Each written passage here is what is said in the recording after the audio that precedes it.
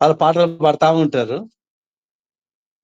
మధ్య మధ్యలో ఒక 5, 6 పాటల తర్వాత యాంకర్ వచ్చి కొన్ని మాటలు మాట్లాడతాడు.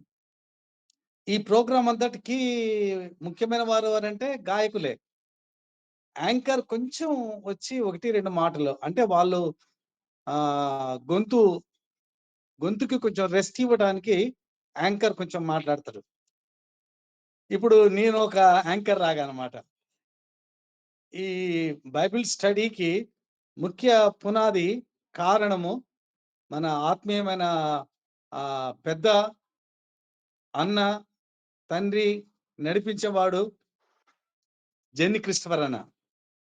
జెన్ అన్న 95% 90% అన్నే బైబిల్ స్టడీస్ తీసుకునేది.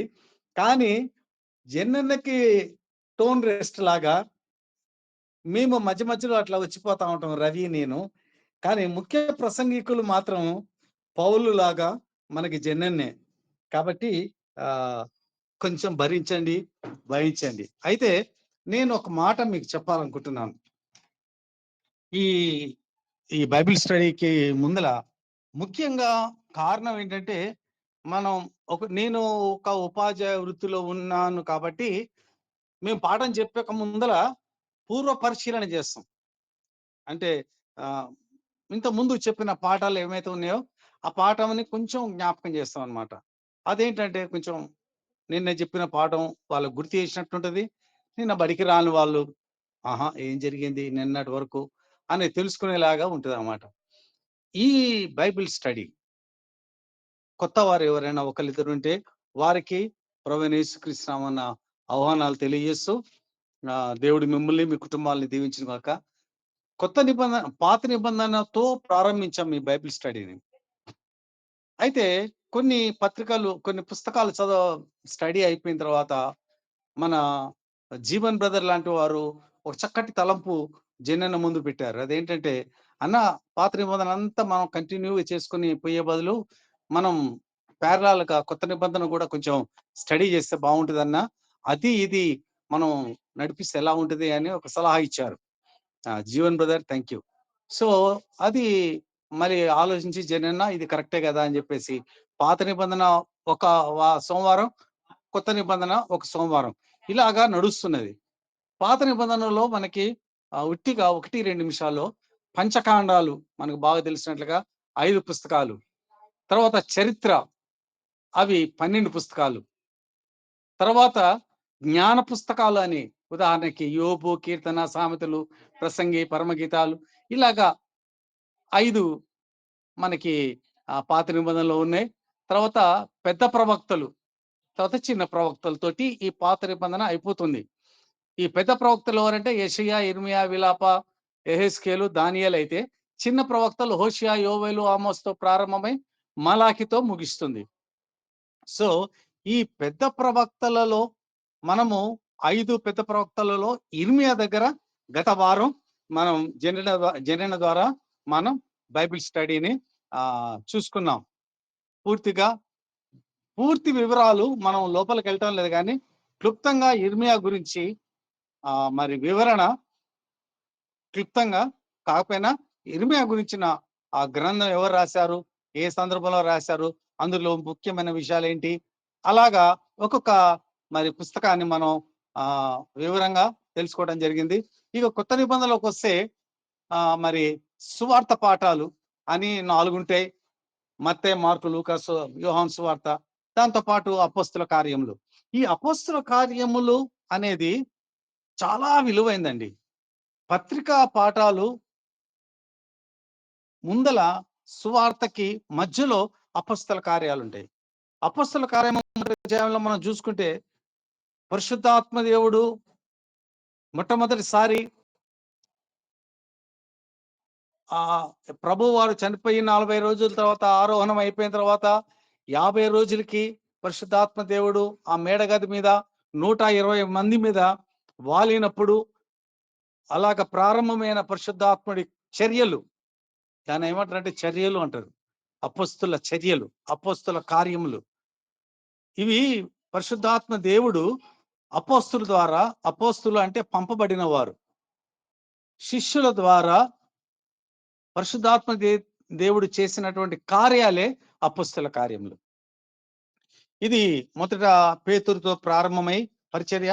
అలాగా పౌలు, సౌలు మరి ఆ యొక్క స్టెఫెన్ హతసాక్షి అయిపోయిన తర్వాత సౌలు దమస్కు లోయ, అలాగా ఆయన పట్టుబడటం, ఎన్కౌంటర్ కావటం దేవుడితోటి. అక్కడ నుంచి మళ్ళీ పేతురు, కొర్నేలి అది చూసుకుంటే తర్వాత ఆయన తిమోతి, మన పౌలు గారి యొక్క పరిచర్య, ఆయన ఎక్కడెక్కడ ఎలాగా సేవ చేశాడు, ఆయన అనుభవాలు, ఆయన శ్రమలు, కష్టాలు. దేవుడు ఒక స్టేట్మెంట్ ఇస్తాడు. అదేంటంటే, నా నిమిత్తము ఎన్ని శ్రమలు పడవచ్చునో అవన్నీ పౌలుకి నేను, సౌలుకి నేను నేర్పించబోతున్నానంటాడు. ఎన్ని శ్రమలంటే ఆయన తట్టుకోగలిగిన శ్రమలు, తట్టుకోలేని శ్రమలు కూడా మరి పౌలుకి దేవుడు నేర్పించాడు. సో ఆయన అపోస్తల కార్యంలో ఆయన ఎన్ని శ్రమలు పడ్డాడో, ఎన్ని ప్రాంతాలు తిరిగాడో, ఎన్ని సంఘాలు స్థాపించాడో అవన్నీ దాదాపు 14 పత్రికలు ఆయన రాసినాయి. ఇవన్నీ అపోస్తల కార్యంలో అవుట్లైన్ గా ఇచ్చాడు. వివరంగా మాత్రము పత్రికని మనం 2 భాగాలుగా విభజించవచ్చు. ఒకటేంటంటే రోమాతో ప్రారంభమైతే హెబ్రీ వరకు ఒక భాగం. ఇవి 14. ఈ 14 పౌలు రాసినాయి. అది రోమా, కొరింథీ, 2 కొరింథీ, గలతీ, ఎఫెసీ, ఫిలిప్పీ, కొలసీ, దెస్సలోనికయలు, అలాగే 2 దెస్సలోనికయలు, తిమోతి, రెండోది తీతుకు, తర్వాత ఫిలోమాను, హెబ్రీ తోటి ఒక భాగం అయితే, రెండోది యాకోబు అంటే యేసు ప్రభు యొక్క సొంత తమ్ముడు. మరియమ్మ యేసేపుల కుమారుడైన యేసు ప్రభు పరిశుద్ధాత్మ ద్వారా జన్మిస్తే యాకోబు లాంటి తన మిగతా సహోదరులు, మరి ఆ దంపతులకి పుట్టినటువంటి వారు, యాకోబు యేసు ప్రభు యొక్క సహోదరుడు ఫిజికల్ గా, అతను రాసినటువంటిది. తర్వాత పేతురు 1, 2, తర్వాత యోహాను 1, 2, 3, తర్వాత యూదా, తర్వాత ప్రకటనతో ఈ కార్యక్రమం, ఈ యొక్క కొత్త నిబంధన మొత్తం 27 పుస్తకాలతో కూడింది, ముగిస్తుంది. ఈ పత్రిక, ఈ కొత్త నిబంధనలో ప్రస్తుతానికి మనము ఈరోజు దెస్సలోనికే సంఘం దగ్గర ఆగినాం. ఈరోజు దెస్సలోనికే సంఘాన్ని మనం చూడబోతున్నాం. దేవుని బిడ్డారా, ఈ దెస్సలోనికే సంఘంలో మొట్టమొదటి అధ్యాయము, మొట్టమొదటి వచనాన్ని మనం ఒకసారి చూద్దాం. ఇది చాలా అద్భుతమైన మాట. నాకు చాలా బాగా ఇష్టం అనిపించింది నాకు ఇది చదువుతున్నప్పుడు. దెస్సలోనికేలు మొదటి అధ్యాయము మొట్టమొదటి వచనంలో ఉన్న మాట ఏంటంటే, తండ్రి అయిన దేవుని యందును ప్రభు అయిన యేసుక్రీస్తు నందును ఉన్న దెస్సలోనికేల సంఘమునకు పౌలు, సిల్వా, తిమోతి శుభమని చెప్పి వ్రాయినది. అడ్రస్సింగే నాకు చాలా బాగా అనిపించింది. అది ఉనికి, అడ్రస్, చిరునామా. ఓ దెస్సలోనికేలు, నువ్వు ఎవరివి అని అంటే జనరల్ గా మనుషులు నేను అంటారు, నేను ఫలానా అంటారు. కానీ దెస్సలోనికేల గురించి పౌలు అడ్రస్ చేస్తూ అన్న మాట ఏంటంటే, దెస్సలోనికే సంఘము తండ్రిలో ఉన్నటువంటి సంఘం. దెస్సలోనికే సంఘం యొక్క చిరునామా ఏంటంటే పరలోకమందున్న తండ్రి. ఇంకా ఎవరిలో ఉన్నటువంటిదంటే కుమారుడైన యేసుక్రీస్తులో ఉన్నటువంటి సంఘం. తండ్రి, కుమార, పరిశుద్ధాత్మలో ఉన్నటువంటి సంఘము దెస్సలోనికేల సంఘం. దేవుని బిడ్డలారా, ఈరోజు విశ్వాసిగా, విశ్వాసరాలుగా మనము, మన సంఘాలు చిరునామా ఏంటి? దేవునిలో ఉన్న సంఘ వ్యక్తులమా? దేవునికి సంబంధించిన వ్యక్తులమా కాదా అనేది మనల్ని మనం ప్రశ్న వేసుకోవాల్సినటువంటి పరిస్థితి. దేవుని బిడ్డలారా, దెస్సలోనికేల గురించి మరొక మంచి స్టేట్మెంట్ 4వ వచనంలో ఉంది. చూస్తే, ఏలయనగా దేవుని వలన ప్రేమింపబడిన సహోదరులారా అని మాట్లాడుతూ ఉంటాడు పౌలు దెస్సలోనికేలతోటి. మీరు దేవుని ప్రేమించు వారులారా అని అనలేదు అక్కడ పౌలు దెస్సలోనికేయులతోని. దేవుని చేత ప్రేమించబడిన వారులారా అని. దేవునిలో ఉన్నవారు మాత్రమే కాదు, దేవుని చేత ప్రేమించబడినటువంటి సంఘము దెస్సలోనికేయుల సంఘం. శిష్యులు 12 మంది ఉండొచ్చు గానీ, 12 మంది దేవుని ప్రేమించేవారు గానీ, యోహాను గురించి మనం ఆలోచిస్తే, యోహాను దేవుణ్ణి ప్రేమించేవాడు. యోహాను దేవుని చేత ప్రేమించబడేవాడు. ఆ యొక్క స్టేట్మెంట్ ఎంత బావుంటదండి. దెస్సలోనికేయులు దేవుని చేత ప్రేమించబడేవారుగా ఉన్నాడు ఉన్న సంఘం అని మనం జ్ఞాపకం చేసుకోవచ్చు. ఈ దెస్సలోనికేయుల గురించి ఒక రూటు మనం ఒకసారి మనం అనుకున్నాం గదా! అపోస్తల కార్యంలో పౌలు సంఘాలు స్థాపించగా ఎలా చేశాడు? ఎలా శ్రమపడ్డాడు? అవన్నీ మనం చూసినప్పుడు వాటిని గురించిన వివరణ, పూర్తి వివరణము ఉదాహరణకి దెస్సలోనికేయుల గురించి అపోస్తల కార్యము 17 అధ్యాయంలో ఉంటది. మొదటి వచనం నుంచి. దాని గురించిన వివరణ వస్తే దెస్సలోనికేయుల సంఘంలో ఉంటది. అంటే హెడ్డింగు మనం క్లుప్తంగా అపోస్తల కార్యాలను చూస్తాం. ఆయన పరిచర్య గురించి. కొరింథీ సంఘం గురించి అపోస్తల కార్యాలను చూస్తాం. ఫిలిప్పీ పత్రిక గురించి అపోస్తల కార్యాలను చూస్తాం. క్లుప్తంగా. కానీ వివరణ వచ్చేసరికల్లా ఆ సంబంధిత లెటర్‌లో మనం చూడొచ్చు దేవుని బిడ్డలారా. మరి అపోస్తల కార్యంలో పౌలు ఈ సంఘం గురించి ఏం రాసాడో ఒకసారి మనం చూస్తే అపోస్తల కార్యములు 17 అధ్యాయంలో ఒకసారి మనం చూద్దాం. నేను చదువుతున్నానండి. వారు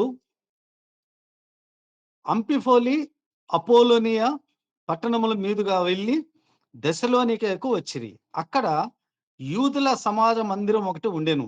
కనుక పౌలు తన వాడుక చొప్పున సమాజపు వారి యొద్దకు వెళ్ళి క్రీస్తు శ్రమపడి మృతులలో నుండి లేచుట ఆవశ్యకము అనియు నేను మీకు ప్రచురము చేయు యేసే క్రీస్తై ఉన్నాడనియు లేఖనములలో నుండి దృష్టాంతములు ఎత్తి చెప్పి విప్పి చెప్పుచు వారితో 3 విశ్రాంతి దినములు తర్కించుచుండెను.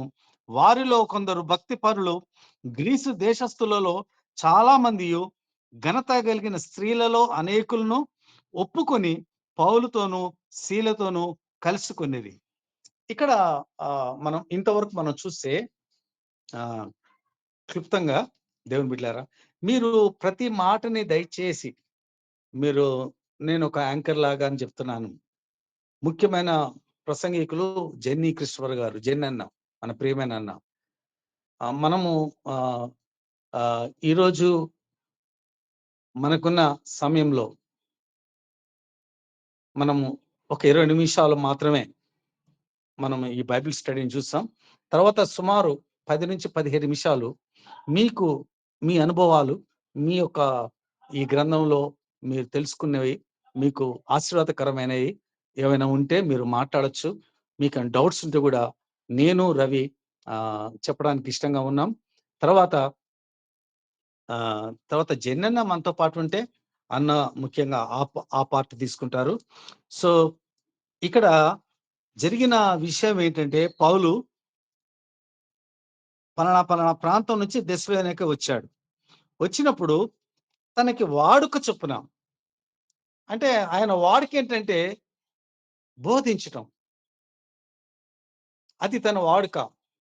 The main job is preaching the lord. దేవుడి గురించి చెప్పడమే మన ముఖ్య ఉద్దేశ్యం. ఏ సమయమైనా, ఏ స్థితిలోనైనా మనము ఏదైనా ఒక అవకాశం చూసుకొని ప్రభు గురించి చెప్పాలి. ప్రభు దగ్గరని వారిని నడిపించాలి. ఇది మనం జీవించినంత కాలము చివరి రోజు వరకు మనం చేయాల్సిన పని అదే. Our job is gospel. ప్రభువు దగ్గరికి ప్రజల్ని నడిపించటమే. ఇంత గొప్ప రక్షణను మనము నిర్లక్ష్యపరిచిన ఎడల ఎలాగా తప్పించుకుంటాము? కాబట్టి దేవుని బిడ్డలారా, మనము విశ్వాసంతోటి అనేకులను విశ్వాసులుగా చేర్చాల్సిన బాధ్యత, చేయాల్సిన బాధ్యత నీ మీద, నా మీద పెట్టారు. ఎందుకంటే విశ్వాసమునకు కర్తయు, దానిని కొనసాగించు యేసు వైపు చూస్తూ మన ముందున్న ఈ పరుగు పందెంలో ఓపికతో పరుగెత్తుతున్నప్పుడు అనేకులకు ప్రభువుని పరిచయం చేయడానికి దేవుడు మనకి అవకాశం ఇస్తున్నాడు. పౌలు వాడుక చొప్పున అంటే ఆయన పనేంటంటే ఎప్పుడు ప్రభు గురించి చెప్పడమే. అక్కడ యూదులకి సమాజ మందిరం ఒకటుంటది. విశ్రాంతి దినం నాడు పోయి మీకొక మంచి ఆశ్చర్యకరమైన మాట. నాకు తెలవదు మీకు ఆశ్చర్యకరమైన మాటో కాదో గాని, నాకైతే నిజంగా దేవుని బిడ్డలారా, నాకైతే నిజంగా చాలా ఆశ్చర్యం వేసింది. ఇన్ని సార్లు బైబిల్‌ని చదివినా గూడా, ధ్యానించినా గూడా, ఎందుకో మందమతిని నేను నా మదిలో పడలేదది. ఈ దశలోనికే సంఘం గురించి ధ్యానం చేస్తున్నప్పుడు. యూ నో ఎట్లుంటదంటే అది నెగెటివ్‌గా చెప్తున్నానని గాదు గానీ, కొంతమంది గురించి మాట్లాడుతూ అయ్యో! పాపం అంటూ పెళ్లయింది గాని పాపం 3 నెలల ముచ్చటే అంటాం. 3 నెలల ముచ్చటే అంటాం. కానీ ఇది అది నెగెటివ్‌గా అనుకుంటాం. ఇది పాజిటివ్‌గా అనుకోవడానికి. పాజిటివ్‌గా అనుకోవడానికేంటంటే 3 నాళ్ళ పరిచర్య. 3 నాళ్ళ విత్తనం చల్లటం. సీడింగ్. 3 రోజుల పరిచర్య. యూ నో నాకు ఎంత ఆనందమేసిందంటే, ఈ దశలోనికే సంఘము 3 రోజుల పరిచర్య మాత్రమే. పౌలు ఈ యూదా సమాజ మందిరములోనికి వెళ్లి విశ్రాంతి దినము అంటే 3 విశ్రాంతి దినములంట అక్కడ. చాలా క్లియర్‌గా ఉంది. మీరు మూడో వచనంలో 17 అధ్యాయంలోనే మూడో వచనంలో ఆ చివరి లైన్‌లో ఉన్నాయి. ఆయనే యేసే క్రీస్తే ఉన్నాడని లేఖనములో నుండి దృష్టాంతములెత్తి వెప్పి చెప్పుతూ వారితో 3 విశ్రాంతి దినములు తర్కించుచుండెను. కింద ఫుట్‌నోట్‌లో ఒకటని అర్థము 3 వారములు అని. అంటే ఉదాహరణకి 3 విశ్రాంతి దినములు ఆయన చెప్పాడు. అంటే 3 శనివారాలు చెప్పాడు. మిగతా 6 రోజులు ఆయన ఒక ఇంట్ల ఉండి ఆయన వారికి వివరంగా చెప్తూ వారిని ఆత్మీయంగా బలపరిచాడు. ఆయన ఒక ఇంట్లో ఉండాల్సొచ్చింది. ఆ ఎవరి ఇల్లంటే అది చాలా ఒక మంచి మాట. యేసో యాసోను ఐదో వచనంలో ఉంది. యాసోను అనే ఒక వ్యక్తి పౌలుని, సీలను చేర్చుకున్నాడు. దేవుని బిడ్డలారా. చేర్చుకొని వారికి భోజనం మాత్రమే పెట్టడం గాదు గానీ, అనేకులు వాళ్ళ ఇంట్లోకొస్తే వాళ్ళందరికీ సువార్తని ప్రకటించటానికి వారికి అందరికీ ఆతిథ్యం ఇస్తూ ఎంతమందొస్తే అంతమందికి అంత మాత్రమే కాదు గానీ, వారు తన ఇంట్లో ఉండి సువార్త వినటానికి పౌలు, సీలలు చెప్తన్నప్పుడు, ఆ పరిస్థితి అన్నిటికి వలన ప్రభుత్వం ద్వారా వచ్చేటటువంటి సమస్యలు ఎదుర్కోవడానికి కూడా సిద్ధపడిన వ్యక్తి యాసోను. ఒక్క మాటలో చెప్పాలంటే యాసోను అనే వ్యక్తి తన ఇంటిని దేవుని సేవ కొరకు ఇచ్చాడండి. నాకనిపించింది ఈరోజు మన ఇండ్లు ఎంత చక్కగా ఉన్నాయి. ఒకప్పుడు మా ఇల్లు వర్షం వస్తున్నప్పుడు చిన్న చిన్న గిన్నెలు పెట్టేది వర్షాకాలంలో. చర్చ్ కాంపౌండ్‌లో ఉన్నప్పుడు. రాత్రంతా మా ఇంట్లో అందరికి పిల్లలకి, అమ్మ, నాన్నకి ఏడుగురికి సమయం ఉండేది గాదు. గిన్నెలు పెట్టుకుంటా ఉండేవాళ్ళం. వర్షం వచ్చినప్పుడు ఎక్కడ నీళ్లు పడతంటే అక్కడ. ఈరోజు ఒక మంచి ఇల్లుని దేవుడు మాకిచ్చాడు. అయినప్పటికీ కూడా మన ఇల్లు ఎంతమందికి ఆతిథ్యం ఇస్తుంది. ఎంతమంది సేవకులకు ఆతిథ్యం ఇస్తుంది. వారు తెలియకనే దేవదూతలకు ఆతిథ్యం ఇచ్చినారు. ఆదికాండము 18 అధ్యాయంలో చూస్తే దేవుని బిడ్డలారా, మమ్రే దగ్గర సింధూర వృక్షము కింద అబ్రాహాము ఎదురు చూచుచుండగా ముగ్గురు వ్యక్తులు వచ్చారంట. వారికి వారి ఎదుట సాగిలపడి, "నన్ను దాటిపోవద్దు.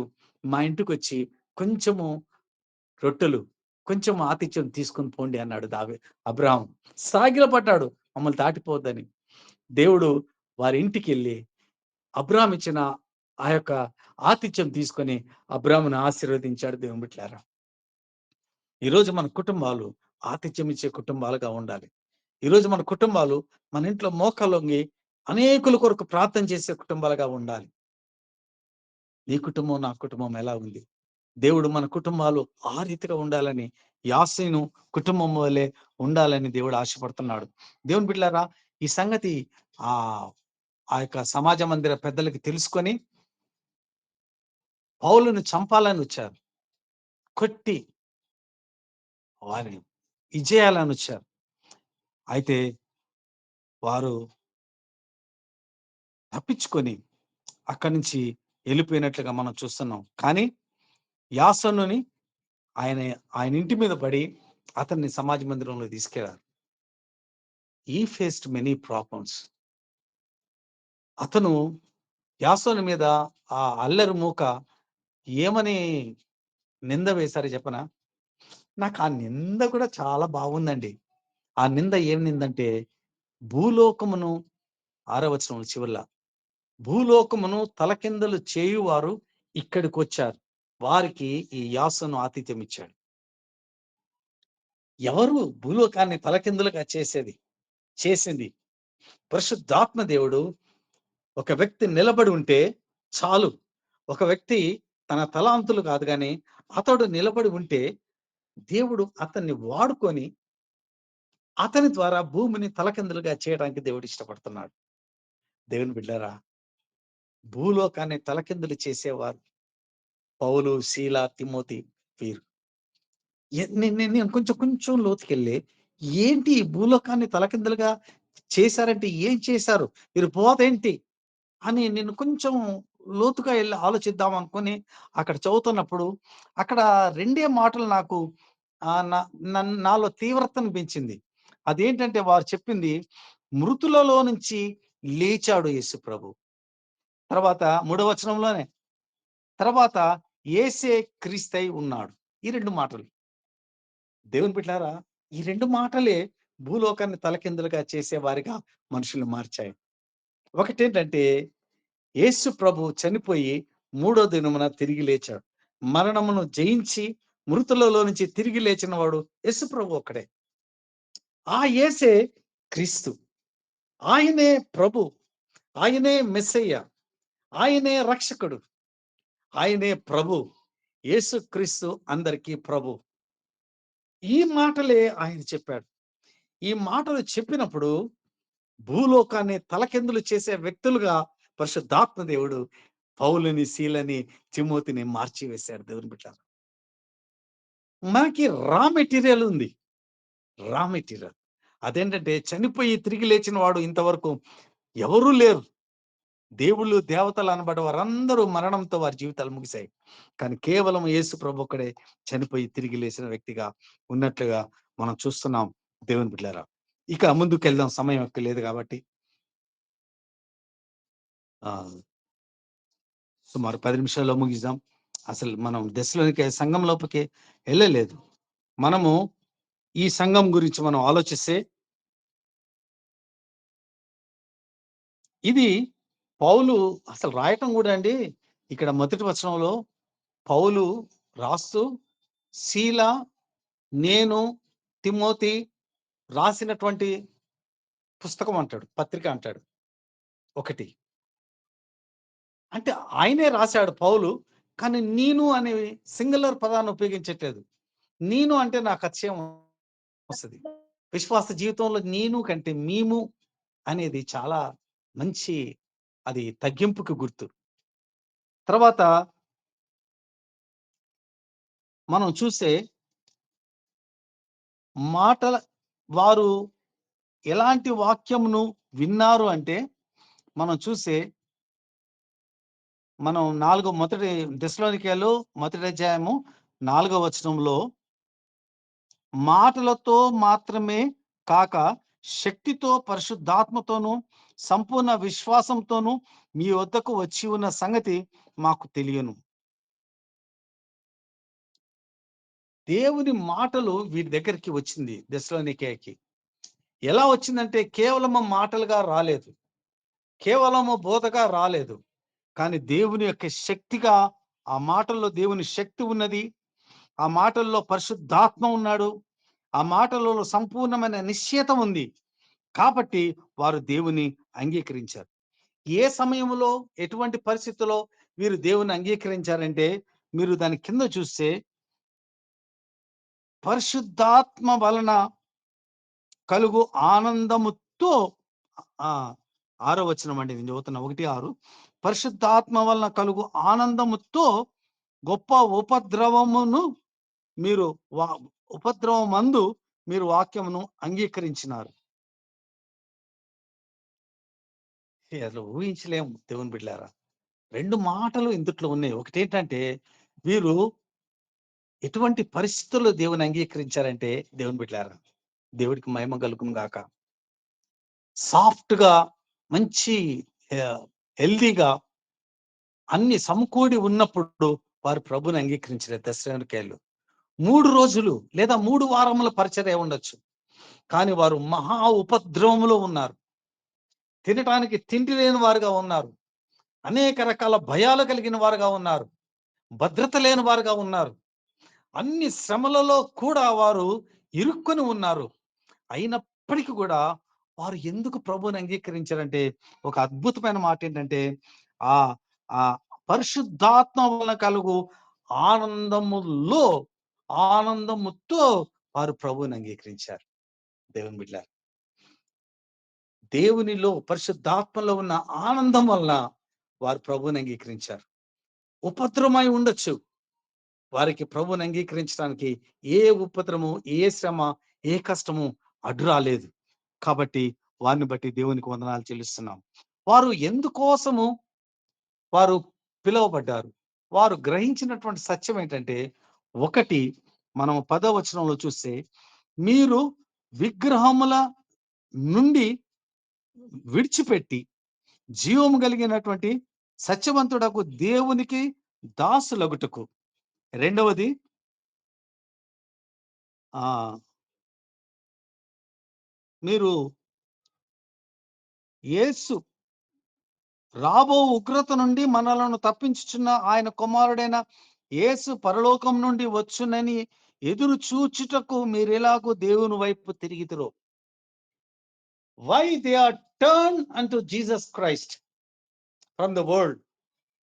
లోకం నుంచి దేవుని వైపు ఎందుకు తిరిగారంటే, ఒకటి అక్కడ ఉన్నదేంటంటే, మొట్టమొదట వారు విగ్రహాలను విడిచిపెట్టారు. ఈ విగ్రహాలను ఉన్నంత వరకు మేము దేవునిలో ఉండలేము. విగ్రహాల్ని విడిచిపెట్టి జీవం కలిగిన దేవుని వైపు తిరిగారు. అది వాళ్ళకి టర్నింగ్ పాయింట్. ఈ రోజుకి క్రైస్తవుల్లో, విశ్వాసుల్లో చాలా మందిలో కొన్ని విగ్రహాలున్నాయి. కొన్ని విగ్రహాలు వారు చేసుకున్నారు. నేను లోతుకెళ్ళటం లేదు దేవుని బిడ్డలారా. నీ విగ్రహం ఏంటి? నువ్వు వాటిని విడిచిపెట్టి జీవం కలిగిన దేవుని వైపు తిరుగు. దశలోనికే సంఘాన్ని ఆశీర్వదించినట్లుగా ఈ రాత్రి నిన్ను ఆశీర్వదించడం ప్రారంభించబోతున్నాడు. రెండవది ఆయన చాలా చక్కటి మాట ఏంటంటే, జీవం కలిగిన దేవుని కుమారుడైన యేసుక్రీస్తు రెండవసారి ఈ భూమి మీదకి రాబోతున్నాడన్న సంగతి తెలుసుకొని, ఆయన రాకడ కొరకు ఎదురు చూచుట కొరకు ఆయన వారు దేవుని వైపు తిరిగారు. వీళ్ళు కొంచెం స్వార్థం ఉన్నట్టుగా ఉంటది మనకి. అయినప్పుడు గూడా ఆ స్వార్థం ఏంటంటే, నేను ప్రభు రాకడలో నేను ఆయనతో ఎత్తబడాలి. అందుకోసమనే నేను ప్రభుని అంగీకరించాను. నా అల్టిమేట్ గోల్ ఏంటంటే, నేను ఎత్తబడాలి. బతికున్నా, చనిపోయినా నేను ప్రభుతో ఉండాలి. ఇది, ఇది దేవుని బిడ్డలారా. అందుకోసమనే వారు ప్రభువుని అంగీకరించినట్టుగా మనం చూస్తున్నాం. తర్వాత మనం చూసే ఆహ్, వీరు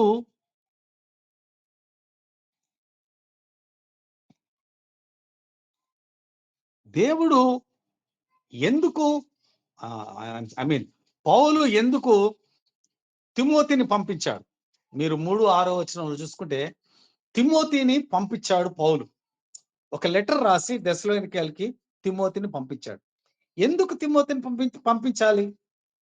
అంటే ఈ సంఘం వారిని బలపరచటానికి, వారిలో ఉన్న డౌట్స్ కొన్ని క్లియర్ చేయటానికి, వారిని ఆదరించటానికి ఈ సంఘానికి తిమోతిని పంపించాడు దేవుని బిడ్డలారా. మనం ఒకసారి చూద్దాం. ఆ! మనం 3 అధ్యాయంలో ఇట్టి 4 వచనంలో నేను అనేక శ్రమలు పడాలని మీకు చెప్పాను గదా!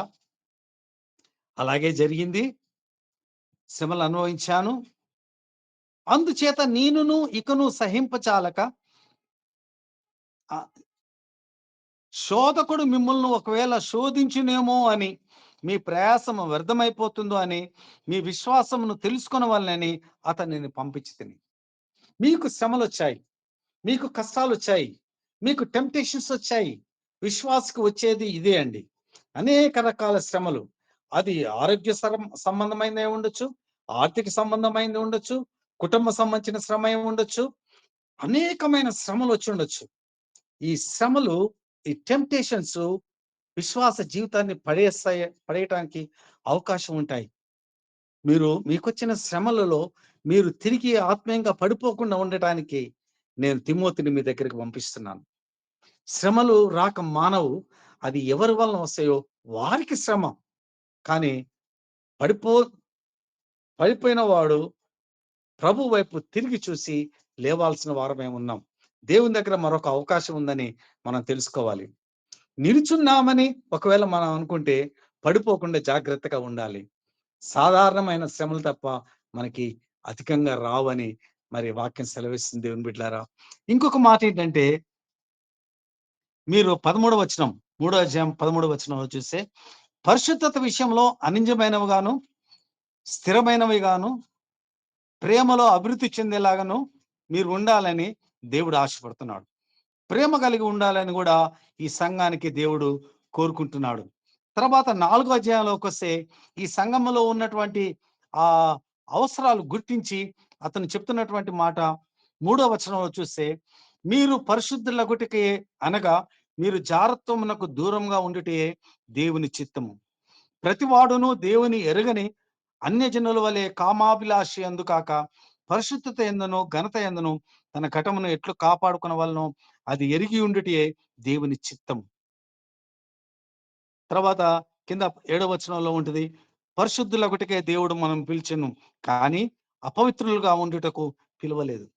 ఇక్కడ విశ్వాసులు, అవిశ్వాసులు, లోకస్తులు, దేవుని బిడ్డలు అనేది పోల్చి పౌలు చెప్తూ వారు లోకస్తులు కామాభిలాష యందు వారు ఆహ్, కలిగి ఉంటున్నారు. వారు వ్యభిచారంలో ఉంటున్నారు. దేవునికి దూరంగా ఉంటున్నారు. కానీ మీరు అలాగా ఉండొద్దు. మీరు పరిశుద్ధత కలిగి ఉండాలి. నాకు గుర్తుకొస్తున్న ఒక రెఫరెన్స్ ఏంటంటే, మొదటి పేతురు మొదటి అధ్యాయము 14 వచనంలో ఎలా ఉంటదంటే, నేను పరిశుద్ధుడను గనక మీరును పరిశుద్ధులై ఉండాలని. మళ్ళీ 15, 16 వచనంలో ఏముంటదంటే, మీరు అన్ని విషయములో పరిశుద్ధులుగా ఉండాలని. దేవుని బిడ్డలారా, మనం ఎందుకు పరిశుద్ధులుగా ఉండాలంటే, మన ప్రభు పరిశుద్ధుడు కాబట్టి మనం పరిశుద్ధులుగా ఉండాలి. దేవుడు దశలోనికే సంఘాన్ని పిలిచిన పిలుపేంటంటే, మీరు పరిశుద్ధులుగా ఉండటానికి పిలువబడ్డారు. ఈ రోజుకి నీకు, నాకు పిలుపు ఇదే దేవుని బిడ్డారా. You are called for the holy. Because our God is holy. నా ప్రభువు, నీ ప్రభువు, మన ప్రభువు పరిశుద్ధుడు కాబట్టి, మనము ఆయన వలె ఉండాలి. దినము మనం పరిశుద్ధులమని కాదు గానీ, మనము దినము ఆయన సారూప్యములోనికి ఎదుగుతూ ఒక దినము ప్రభువుని కలుసుకున్నప్పుడు మనము పరిశుద్ధులుగా మారాలి.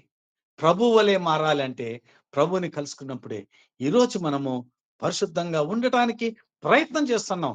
మనం పరిశుద్ధంగా ఉండటానికి ప్రయత్నం చేస్తున్నామంటే శిలువ రక్తము, శిలువ, యేసు ప్రభు వాక్యము, ప్రార్థన, సహవాసము ఇవన్నీ మనం దేవునితో సహవాసంలో పరిశుద్ధంగా ఉండటానికి ప్రయత్నం చేస్తున్నాం. అంతేగాని దేవునికి దూరమైతే పరిశుద్ధత విడిచిపెట్టి లోకానికి దగ్గరైతామని దేవుడు జ్ఞాపకం చేస్తున్నాడు. చ చివరికి నేనొస్తున్నాను. ఆహ్, వీరికి ఈ సంఘంలో ఉన్న డౌట్స్‌ని క్లియర్ చేస్తున్నాడు. ముఖ్యంగా 4 అధ్యాయంలో మీరు నిద్రించుచున్న వారి గురించి నేను మీకు చెప్పకుండా ఉండుట మంచిది కాదని నిద్రించుచున్న వారి గురించి నేను మీకు చెప్తున్నానంటాడు పౌలు. సో, ఎక్కడండి నిజంగా ఎక్కడ నాకు అనిపించదు. ఎంత చక్కగా పౌలు ఈ thessaloniక సంఘం వారికున్న డౌట్ ఏంటంటే, నేను భక్తిగా ఉంటాను. ఏ పాపం చేయకుండా ఉంటాను. ప్రార్థనలో ఉంటాను. శ్రమలు అనుభవిస్తాను. మరణము అందరికీ వస్తది గదా! భక్తులకొస్తది. దరిద్ర మరి భక్తిహీనులకు వస్తది కదా! నా భక్తి జీవితం వల్ల నాకు ఉపయోగం ఏంటి అని అనుకుంటున్నారేమో తెస్సలోనికేలు. కాబట్టి మరణంతో మానవుని జీవితం అంతం కాదు గానీ, మరణముతో వారి నిజమైన జీవితం ప్రారంభమైతుంది. దేవుని బిడ్డలారా. మరణము దేవుని బిడ్డలారా ఒక ముగింపు కాదు గానీ, మరణము ఒక మలుపు.